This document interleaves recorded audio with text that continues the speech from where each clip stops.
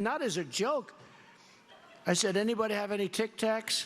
And the guy said, yeah, I have one. Look at the size of that sucker. Could you? This is called Biden Tic Tacs. This costs more money than the one that was like 10 times bigger. This is inflation. Now, even with a no live audience situation, just take a few opportunities to make the TV audience, which is going to be very big, laugh. We all need to laugh. And by the same token, though, if at the end of the debate, a lot of time was spent on the 2020 election, January 6th, or Judge Merchan, Alvin Bragg, Fani Willis, with Trump at all sounding defensive or angry, I think Democrats, at least, will consider that a significant win for them. Remember, they know Biden's weak. And this is not to say the weaponization of government is not a huge issue. It is a big issue. But it's not what's driving voters to the polls. So I'd just quickly dispense with that. I could see Tapper maybe asking Trump something like, sir, as a convicted felon, there's a possibility that you may be sentenced to prison and face multiple other cases down the road. How does that make you fit for the presidency, sir? Well, know that this type of question is going to be asked, and do one thing. Well, don't get Trump to, try to get Trump to lose his cool. That's why that question's being asked. Again, Trump doesn't need to take the bait.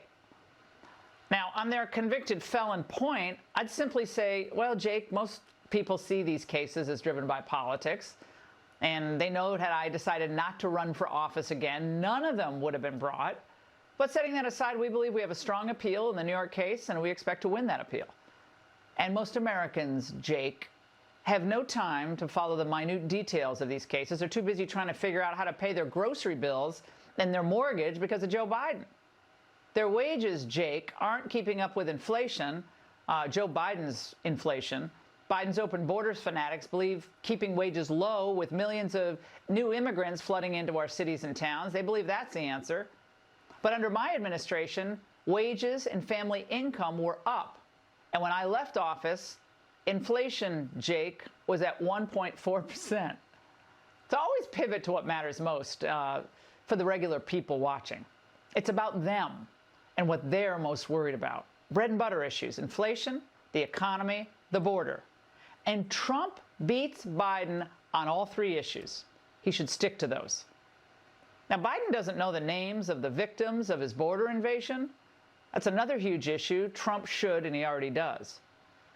So when the debate wraps, the moderators and Biden's people, they want their viral moments. They want to see Trump maybe lashing out or losing his cool. But if Trump sticks to comparing his record to Biden's and also forecasts what Biden is going to do if he gets another 4 years, including get us into a war with Russia, Joe will be the one who's sputtering by the end and lashing out. And the moderators, what will they do then? They'll be left with little more than, tonight, Joe Biden outperformed expectations, and Trump was, although more measured, he was, well, still Trump. So after the debate, it's pretty much status quo. And that's the angle.